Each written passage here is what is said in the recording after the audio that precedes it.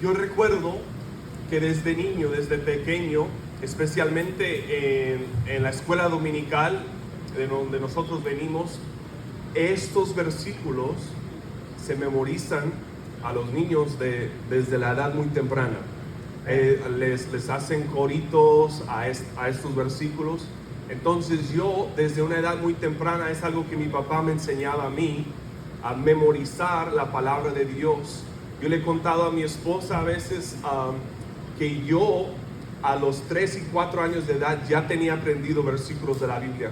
Mi papá nos hacía repaso memorizando los versículos de la Biblia. Yo ya me sabía el plan de salvación, todos los versículos de Romanos, antes que yo fuera salvo. O sea, yo ya los había aprendido, pero no sabía qué significado tenía. Hasta que yo iba a cumplir 5 años de edad, fue cuando me di cuenta, ¿no?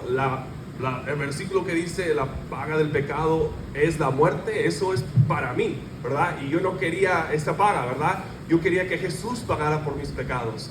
Entonces yo a los 5 años de edad, yo estaba en un servicio así, mi papá dio el mensaje y yo vine hacia el frente durante la invitación y yo recibí al Señor Jesucristo a los 5 años de edad. Y qué bendición que yo pude crecer mi vida cristiana desde los 5 años de edad. No muchos tienen ese privilegio, ¿verdad? Pero doy gracias a Dios por eso. Pero yo, aunque yo he escuchado estos versículos por años, yo me los he memorizado desde niño, yo no entendía de qué se trataba estos versículos.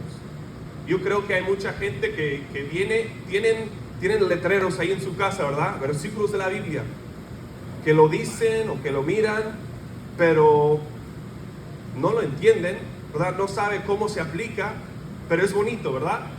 Pero yo no quiero que usted continúe de esa manera, ¿verdad? Yo quiero explicar, a lo mejor hay alguien aquí que dice, ya le entendí ese pasaje, pero quizá hay alguien aquí que no ha entendido, que no ha pensado, que no ha meditado en estos versículos. Y la palabra de Dios, yo creo que aquí nos da un plan para el éxito bíblico.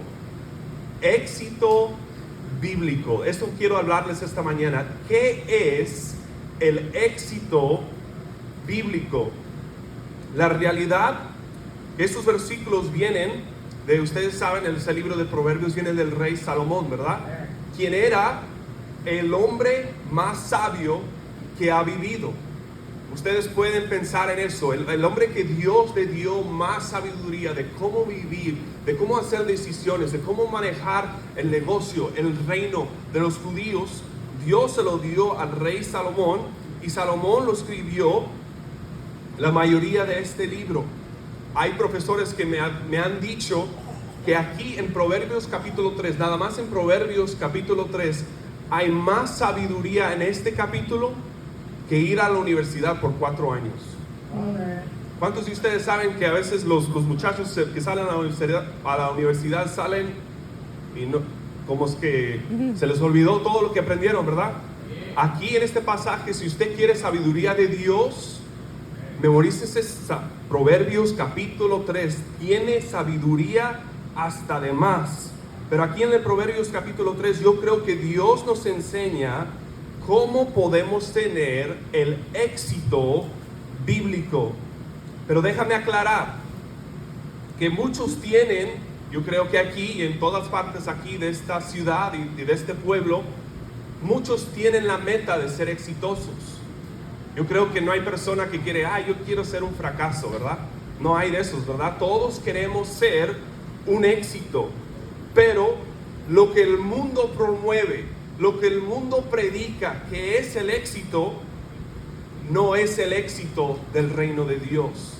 ¿Cuántos de ustedes reconocen que el Señor Jesucristo nos dijo, usted puede ser la envidia de cada persona en esta área, usted puede ser la envidia de todos sus vecinos, pero ser un fracaso en el reino de Dios?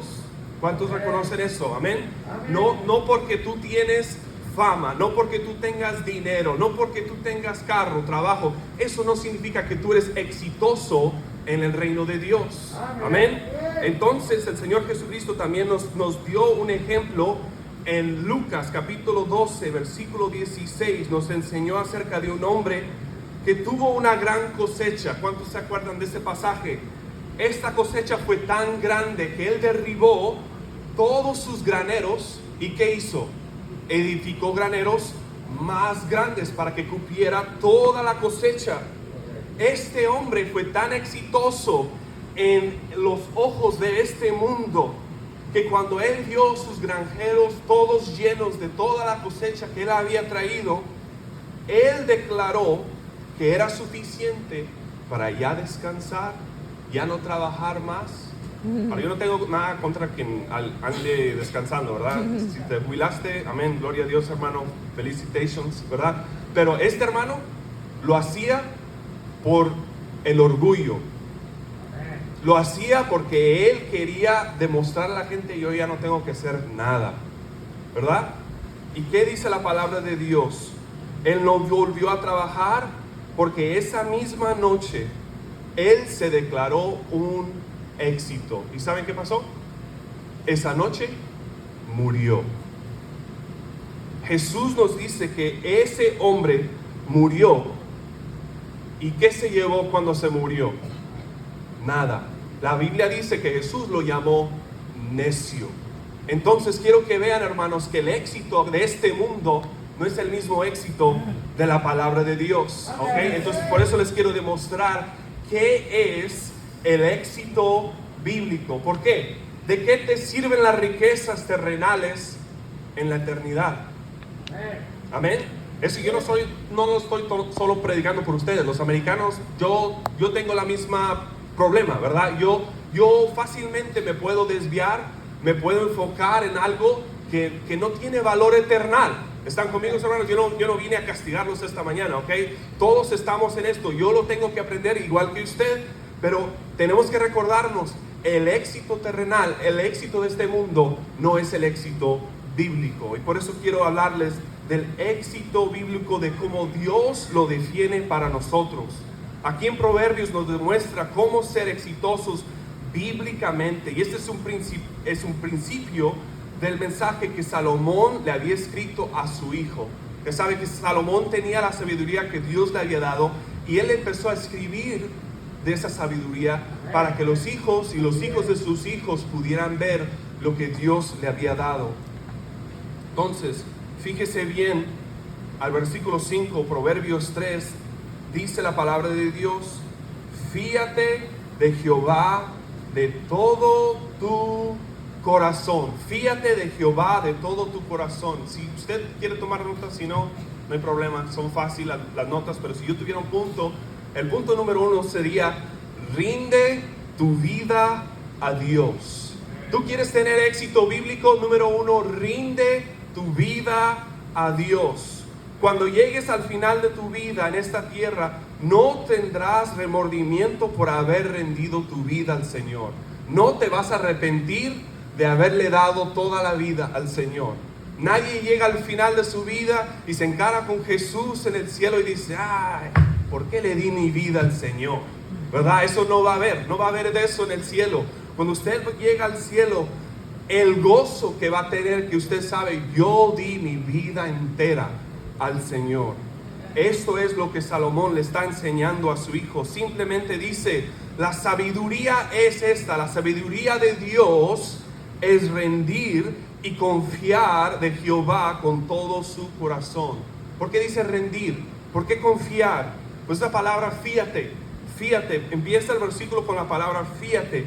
Fíate o fiar en hebreo también se usa para dar la idea de someter, ¿verdad? Confiar, si yo voy a confiar en algo, me tengo que someter. Para yo someterme, me tengo que humillar, no a cualquiera, ¿verdad? Pero a los pies del Maestro. ¿Cuántos saben que Dios requiere la humildad? No dice fíate en el gobierno, ¿verdad? No dice fíate en tu jefe, ¿verdad? No dice fíate en otra persona, dice fíate de Jehová. Fíate, confía en Dios. Pero saben que mucha gente no les gusta esto. No les gusta, ¿saben por qué? Porque no se quieren humillar. ¿Sabe que para humillarse requiere la vulnerabilidad? Tú te tienes que poner muy vulnerable para estar sometido a una persona. Dios nos está diciendo, tú quieres ser exitoso en el reino de Dios. Salomón le está diciendo a su hijo, sométate así a Jehová. Les quiero dar nomás una demostración de qué es esta palabra someter. En los tiempos bíblicos, no sé, aquí en la escuela casi no, yo no creo que se haga. Yo nunca fui a una escuela aquí, me enseñaron en la casa, pero en esos tiempos, cuando había un maestro, el maestro se sentaba, ¿ok? Nosotros como predicadores nos movemos, ¿verdad? Para hacer un poco de, no te duermas, ¿verdad? Despierta, ¿verdad? Así lo hacemos, pero en esos tiempos, en los tiempos bíblicos, Jesús lo hizo muchas veces, ¿verdad? ¿Qué dice la palabra de Dios? Jesús se sentó y así enseñó. Y así hacían los maestros en los tiempos bíblicos, se sentaban. Pero ¿saben qué hacían los estudiantes? Si Jesús estaba sentado o otro maestro estaba sentado, ¿sabe qué era la posición correcta de un estudiante? Estar a los pies, estar escuchando, estar de cerca. Esto es estar sometido a la palabra de Dios. Pero ¿sabe qué se requiere esto? Humildad, vulnerabilidad. Ya ni sé decirlo, pero ya saben, humildad. Esto requiere humildad en el reino de Dios. Si tú vas a fiar de Dios, de Jehová, rinde tu vida a Dios. Este es el secreto de cómo ser exitoso en el reino de Dios. Rendirse es humillarse debajo de la poderosa mano de Dios, como dice 1 de Pedro 5:6. Humillaos pues bajo la poderosa mano de Dios. ¿Por qué? Para que en el día Él apunte, ¿verdad? Él nos exaltará en su tiempo, no es nuestro tiempo, ¿verdad? A veces nosotros queremos, pues ya me sometí por un tiempo, ¿verdad? Ya, ¿por qué no Dios me exaltó? Bueno, pues no depende de ti, depende de Dios, ¿verdad? Pero Dios nos llama a someternos a Él y Él os exaltará en su tiempo. Esta verdad tiene que estar en la fundación de nuestras vidas cristianas. Fíate de Jehová, ¿y qué dice? De todo tu corazón, requiere todo el corazón. El apóstol Pablo también enseña la misma verdad, pero lo dice de una manera un poco distinta. Lo dice en Romanos 12:1, dice, así que hermanos, os ruego por las misericordias de Dios que presentéis, ¿verdad? ¿Cómo te vas a presentar si no te rindes? ¿Verdad? Tú no puedes ir a hacer un sacrificio vivo si no estás disponible o dispuesto a rendirte. Piénsalo. El apóstol Pablo, que creemos que él escribió el libro de Romanos, dice, les estoy rogando, hermanos, que por la misericordia de Dios presentéis vuestros cuerpos en sacrificio vivo, santo, agradable a Dios, que es vuestro culto racional. No os conforméis a este siglo, sino transformaos por medio de la renovación de nuestro entendimiento, para que comprobéis cuál sea la buena voluntad de Dios, agradable y perfecta. Pablo nos dice, nos ruega que consideremos la misericordia de Dios. Cuando tú te pones a pensar y pones a considerar la misericordia que Dios nos ha dado a cada uno de nosotros en nuestra vida, misericordia que tú y yo no merecemos, ¿verdad? Cuando tú lo consideras y lo que Él ha hecho por nosotros en la cruz del Calvario, que Él murió y dio su sangre derramada ahí en esa cruz para pagar por nuestros pecados, que usted y yo no merecíamos. Considérelo, hermano, considéralo esta mañana. ¿Se le ha olvidado lo que Jesús hizo por usted? Considéralo otra vez esta mañana. Eso es la misericordia de Dios. Lo que Él hizo en esa cruz fue la misericordia de Dios en su vida, la misericordia de nuestro Dios. Y cuando pensamos en eso, la reacción racional es presentarnos como sacrificio vivo. Sacrificio vivo. Quiero que se lo imaginen un poco, hermano. Sacrificio vivo. ¿Cómo se vería un sacrificio vivo? Porque ustedes saben cómo es el sacrificio común, cómo es el sacrificio normal. ¿Qué requiere? Requiere un animal, ¿verdad? ¿Un animal qué? Limpio, pero también muerto. El animal ya puesto en el altar no se mueve, no se va de ahí hasta que se acaba el sacrificio, ¿verdad? Pero ¿qué nos pide Pablo? Dice que tú y yo nos tenemos que presentar nosotros mismos. Tienes que escoger, es tu decisión si tú te vas a presentar como sacrificio ¿qué? Vivo. Sacrificio vivo. So, imagínese como la historia de Abraham con su hijo, ¿verdad? ¿Qué presentó? Presentó un sacrificio vivo, su hijo. So, ustedes se imaginan, qué fe tomó para Abraham, pero qué fe de Isaac. Isaac no se movía, ¿verdad? El sacrificio vivo nos los estaba demostrando y Pablo nos habla a nosotros, dice: os ruego que por la misericordia de Dios presentéis vuestro cuerpo como sacrificio vivo. Sacrificio vivo. Yo me pongo en el altar de qué es lo que Dios quiere para mi vida. Yo me pongo, y aunque no es cómodo, ¿sabe que un sacrificio no es algo bonito? ¿Verdad? A veces empiezan las llamas, ¿verdad? A veces empieza el calor. Te estás presentando en sacrificio. No te estás presentando para que te aplauden, ¿verdad? Para que ¡qué bien, hermano! No.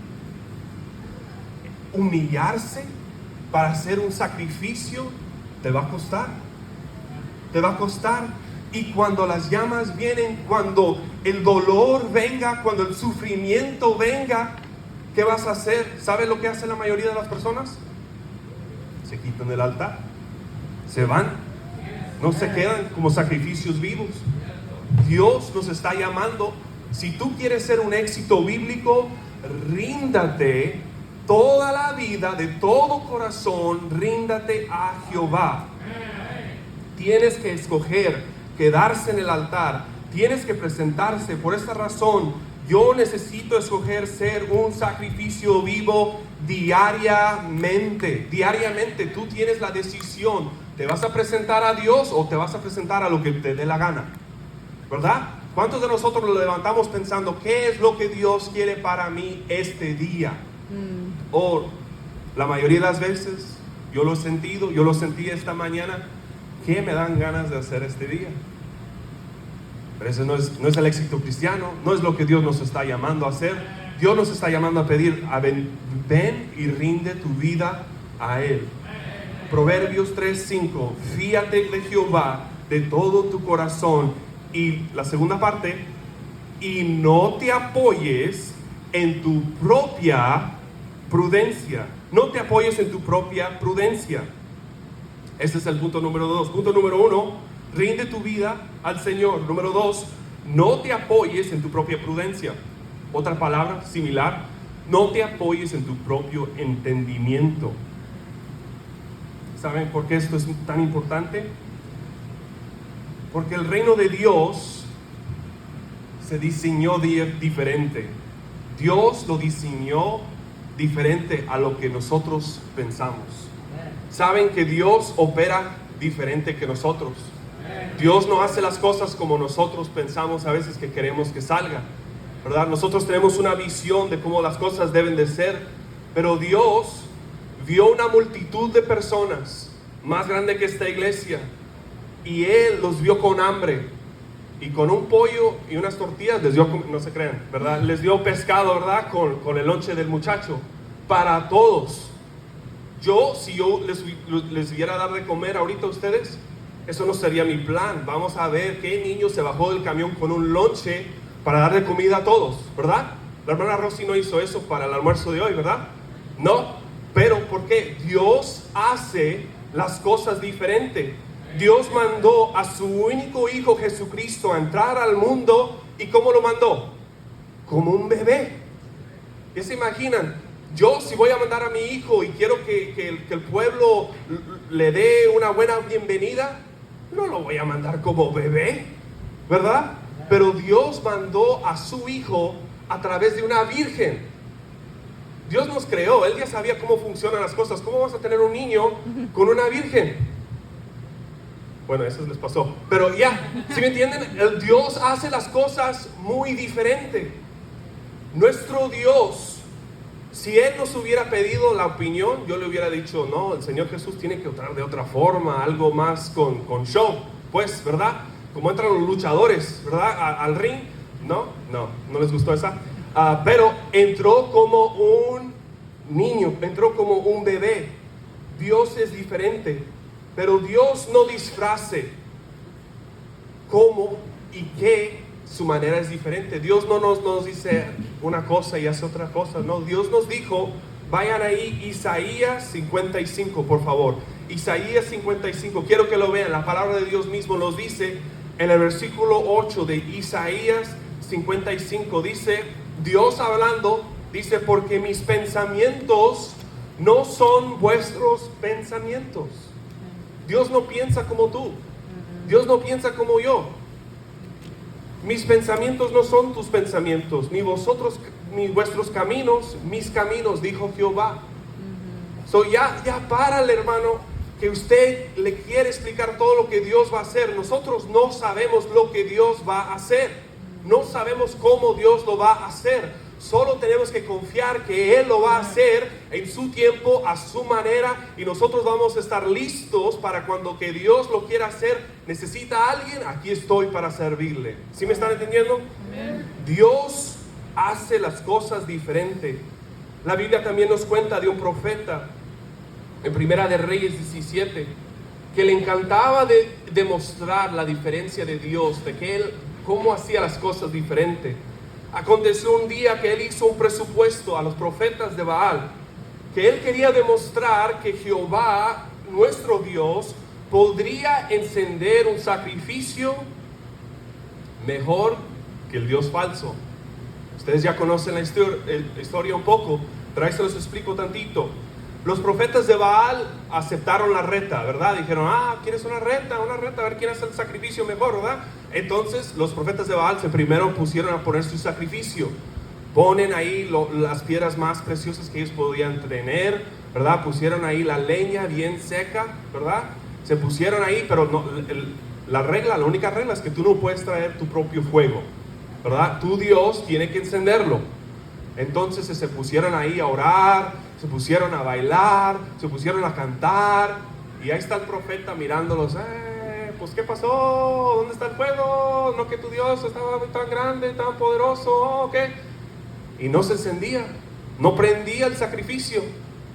Y les dice, ándale, canten más. Y empezaron a cantar más y gritar más.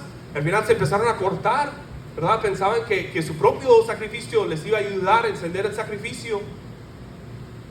Pero luego dijo el profeta, a ver, denme chance, ¿verdad? Ya saben cómo es. Y él dice, a ver, escárbenme aquí un pozo, ¿verdad? Pónganme un pozo. Y los otros están mirando, ¿para qué quiere pozo? Yo nunca he visto que hagan sacrificio con pozo. Dice, a ver, traigan las piedras, ponen las piedras. Ahora dice, ahora a ver, traer agua. Y llena el pozo que está alrededor del sacrificio, llénenlo con agua. Ahora, ustedes y yo, si vamos a poner leña al rato, a tener incendio, no van a traer mucha agua, ¿verdad? No quieren lo más seco. Pero él dijo, mi Dios puede y mi Dios hace las cosas muy diferentes. Ya lo están mirando, hermanos. En esa misma tarde, lleno el pozo de agua, pusieron el sacrificio, cayó fuego del cielo y lo consumió todo. ¿Por qué? Porque nuestro Dios no piensa como nosotros pensamos. Nuestro Dios, sus caminos no son como nuestros caminos. Este profeta estaba demostrando que Dios no hace lo que tú siempre piensas y no puedes confiar de tu propio entendimiento. El reino de Dios, tú no te puedes apoyar de tu propia prudencia. Y yo sé que si usted ha estado en la iglesia por un tiempo, ya conocen que estas no son las únicas ejemplos o historias de que Dios lo hizo las cosas diferentes. También Gedeón no fue el que nosotros diríamos, ese va a ser un líder bueno. No, estaba escondido, estaba como un cobarde, pero Dios lo llamó. Y después que Dios lo llamó, ¿sabe qué hizo? Cuando se juntó el ejército, Dios le dijo, estos que tienes aquí, Gedeón, son de más. Se pasaron, se trajeron los demás y Gedeón se quedó, pero pero ¿no has visto el otro ejército? Está inmenso, está grandísimo, no tenemos ni la mitad de lo que ellos tienen. Y digo, no, ahí quítamelos, no, esos no sirven. Hasta que quedaron 300 soldados, hermano. Con 300 soldados nuestro Dios le ayudó al pueblo de Israel derribar al enemigo, derrotar al enemigo con 300. Ninguno de nosotros saliendo a la batalla nomás vamos a decir, nomás necesitamos 300, vamos contra a un poderoso pueblo, pero nomás necesitamos 300. No, pero Dios hace las cosas diferente. Entonces, los que hemos rendido nuestras vidas a Él, mientras le seguimos a Él, van a haber momentos que nuestro entendimiento no vamos a ver el sentido ni el propósito que Dios está haciendo. ¿Cuántos de ustedes pueden reconocer que yo siempre no voy a saber por qué Dios está haciendo lo que está haciendo? Yo no entendí cuando me llamó mi esposa, mi niño que tenía 18 meses de edad, le habían dado reporte a mi esposa que tenía cáncer en la sangre. Eso no entra en mi entendimiento. ¿Qué hizo el niño para merecer cáncer a los 18 meses? ¿Verdad? Así pensamos nosotros. En el entendimiento humano no podemos comprender por qué un niño le puede dar cáncer. Yo no sabía por qué Dios dejaría que mi bebé, mi primer hijo, tuviera cáncer. Pero yo en ese momento, lo que me sacó adelante no fue confiar de mi propio entendimiento, hermanos. No fue confiar de lo que, ya sé cómo va a salir. Yo no sabía. Nosotros pasamos noche tras noche en el hospital, en el mismo cuarto con mi hijo, durmiendo en el suelo, durmiendo en un colchón, esperando, sin saber qué es lo que Dios está haciendo. No lo entendemos, no lo veíamos, pero nosotros sabíamos que no era de nosotros. Nosotros no estábamos en control. ¿Quieres sentirte como si no tienes control? Espérate que tu hijo tenga una enfermedad que no pueden ni los médicos saber cómo le va a salir. Te sientes, el control se te va así, ¿verdad? Pero en esos momentos es cuando tienes la oportunidad de decir, yo no confío en mi propio entendimiento, yo confío en Dios. Yo sé que Dios tiene más amor y más cuidado de mi hijo que yo pudiera tener jamás en la vida. Yo sé que si Dios me tiene en sus manos, también tiene a mi hijo en sus manos. Si Dios está cuidando de mí, Dios está cuidando de los pájaros que están afuera, yo sé que Dios está cuidando de mi hijo. Dios no hace las cosas como nosotros. Vayan allá a Hebreos. En Hebreos nos habla el capítulo 11 acerca de la fe. Y la fe no es algo que este mundo promueve. Ellos no promueven la fe, porque la fe no es fácil. Pero en Hebreos, creemos que fue el apóstol Pablo, pero no sabemos. El escritor de Hebreos nos habla de la fe y nos da ejemplos de personas que tuvieron fe. Y quiero que vean de qué pasaron los que tuvieron fe. Dice el versículo 30, por la fe cayeron los muros de Jericó después de rodearlos 7 días. Por la fe, Rahab la ramera no pereció juntamente con los desobedientes, habiendo recibido a los espías en paz. ¿Y qué más digo? Porque el tiempo me faltará. Yo sé que ya quieren que termine. Yo también digo, el tiempo me falta, ¿verdad? Porque el tiempo me faltará a contar de Gedeón, de Barak, de Sansón, de Jefté, de David, así como de Samuel y de los profetas, que por fe conquistaron reinos, hicieron justicia, alcanzaron promesas, taparon bocas de leones, apagaron fuegos impetuosos, evitaron filo de espada, sacaron fuerzas de debilidad, se hicieron fuertes en batalla, pusieron en fuego ejércitos extranjeros. Las mujeres recibieron sus muertos mediante resurrección, mas otros fueron atormentados, no aceptando el rescate a fin de obtener mejor resurrección. Otros experimentaron vituperios y azotes, y a más de esto, prisiones y cárceles, fueron apedreados, aserrados, puestos a prueba, muertos a filo de espada, anduvieron de acá para allá cubiertos de pieles de ovejas y de cabras, pobres, angustiados, maltratados, de los cuales el mundo no era digno, errando por los desiertos, por los montes, por las cuevas y por las cavernas de la tierra. Versículo 39, y todos estos, aunque alcanzaron buen testimonio mediante la fe. ¿Cómo pudieron hacer eso? ¿Cómo pudieron pasar por las cárceles? ¿Cómo pudieron pasar por el azote? ¿Cómo pudieron pasar por tanto sacrificio por la fe? En este pasaje vemos que tenemos grandes ejemplos de fe, pero examinamos estos ejemplos, encontramos que muchos de ellos pasaron por tiempos muy incómodos. No todo les fue así de rosas, ¿verdad? No todo les fue de pasteles, pues, ¿verdad? No siempre estaban ahí con los yukis, ¿verdad? No pasaban con los yukis. Ya se despertaron todos los que están de frente porque no todo el día, pero cada día van a los yukis, o por eso dije eso. Pero no siempre va a haber yukis, amén. Va a haber sacrificio. En este mundo las cosas que Dios hace no siempre los vamos a entender, y por eso no podemos confiar en nuestra propia prudencia. Esto es totalmente contrario a lo que nos dice el mundo. El mundo nos dice: haz lo que te dé la gana, haz lo que te convenga. ¿Qué es lo que sientes? Haz eso. ¿Qué es lo que tu corazón te pide? Pero sabes, eso no es bíblico, ¿verdad? La palabra de Dios nos dice en Jeremías 17:9: engañoso es el corazón más que todas las cosas. ¿Por qué le están diciendo al niño que obedezca su corazón si el corazón es engañoso? Cuídese, porque el corazón no solamente es engañoso, pero el corazón es perverso. ¿Quién lo conocerá?, dice el profeta.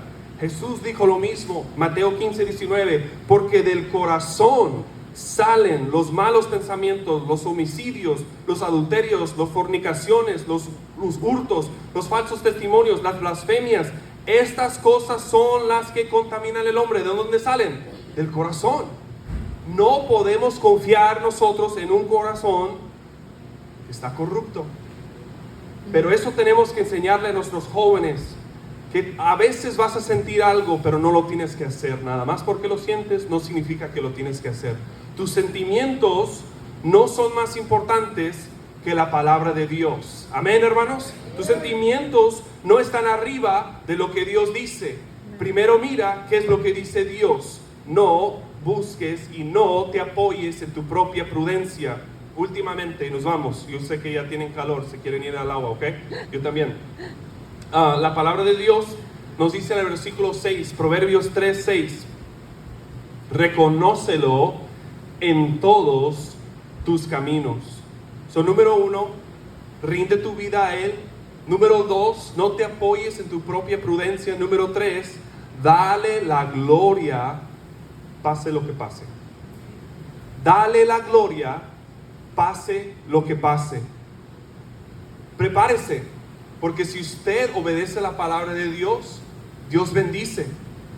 Dios bendice al que obedece sus principios. A veces cuando usted obedece, cuando usted hace lo que Dios le está diciendo, cuando usted es sabio bíblicamente, Dios dirige sus vidas, Dios dirige sus finanzas, Dios dirige su manera de trabajar, Dios dirige su manera de hacer negocio, sus relaciones. Dios nos dará éxito bíblico. Pero en ese entonces, si Dios te ha bendecido, reconócelo a Él. Dios no te bendice para que tú vuelvas y digas: mira, qué bien hice, ¿verdad? No, todo yo, ¿verdad? Como decían allá, mira, todo yo. No, reconócelo a Él. Reconócelo a Él. Dios da la bendición, tú reconócelo a Él.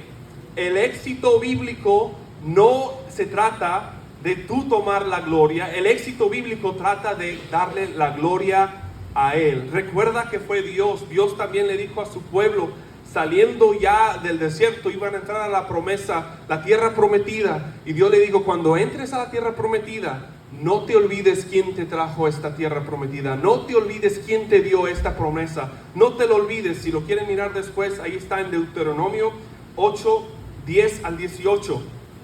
pero reconócelo a Él. Él fue el que te dio la habilidad.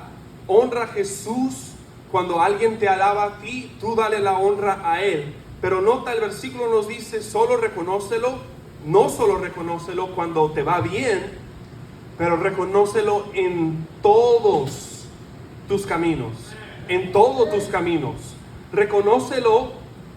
Yo creo que es hasta más importante reconocerlo cuando no nos va como nos gusta. ¿Sabe que a mí no me gustó cuando yo escuché que mi hijo tenía cáncer? ¿Verdad? A mí tampoco me gustó que 3 meses después falleciera mi papá. No me gustó. Pero sabe que en ese momento yo tenía que depender más, yo tenía que reconocer más que Dios sabe más que yo sé, que Dios está obrando en cosas que yo no puedo entender. Yo no puedo estar en todo lugar, yo no puedo ver todo, yo no sé qué viene el día de mañana, pero Dios sí lo sabe. Y yo, en momentos de dificultad, la única respuesta que trae paz a mi alma es reconocerlo a Él. Reconocerlo a Él. El salmista lo dijo así cuando él vio a los otros en Salmo 73:3, dijo: ¿por qué tuve envidia de los arrogantes, viendo la prosperidad de los impíos? Él estaba mirando a su alrededor, a él iba mal y todos los otros como que les iba bien. En esos momentos, cuando tú sientes eso, míralo a Él, reconócelo a Él. Sabemos que la prosperidad y el éxito de este mundo no es lo bíblico. Si eso fuera cierto, Job nunca hubiera tenido problema. Pero ¿qué le pasó a Job? Mucho desastre, ¿verdad? Perdió sus hijos, perdió su salud, perdió toda su ganancia, perdió toda su tierra. No sabemos por qué Dios hace lo que hace. Pero Salomón aquí nos está recordando: si tú sigues a Dios, no siempre vas a saber lo que va a acontecer, pero reconócelo a Él en todos tus caminos. Vaya como vaya, reconócelo a Él. Y la promesa es, al final del versículo 6, dice: y Él enderecerá tus caminos, tus veredas. ¿Qué quiere decir? Él guiará tus caminos. Nosotros nomás estamos para obedecer de paso a paso, paso a paso. Lámpara es a mis pies tu palabra y lumbrera a mi camino, ¿verdad? Pero no siempre sabemos a dónde va el camino. Dios se encarga del camino. Otro versículo, Proverbios 16:9 dice: el corazón del hombre piensa su camino, mas Jehová enderecerá sus pasos. No siempre voy a ver a dónde Dios me está llevando, pero voy a dejar que Él me guíe en sus caminos. O Él se encargará de los resultados, Él se encargará. Yo solo tengo que hacer mi parte y obedecer. Yo le voy a reconocer, pase lo que pase. Ahí le dejo el repaso. Fíate de Jehová de todo tu corazón y no te apoyes en tu propia prudencia. Reconócelo a Él en todos tus caminos y Él enderecerá tus veredas. No importa a dónde te lleve el Señor, con que Él esté con nosotros. Si, como dijo Moisés, no nos lleves para allá si tú no vas con nosotros. Yo no quiero ir a un lado que a mí me guste, que yo vea bien, si Dios no va conmigo. Entonces la oración de mi corazón esta mañana para esta iglesia: ustedes hagan esto. ¿Quieren ser exitosos en esta iglesia? ¿Quieren ser exitosos en su familia? Fíate de Jehová de todo tu corazón. Ríndete a Él y no te apoyes en tu propia prudencia. No te apoyes. Reconócelo a Él en todos tus caminos y Él enderecerá tus veredas. No importa dónde te lleve el Señor, reconócelo y conócelo en todos tus caminos y Él se encargará de los resultados. Amén. Vamos a orar y le voy a entregar el servicio al pastor Ramones. Vamos a orar esta mañana. Señor, gracias te damos por este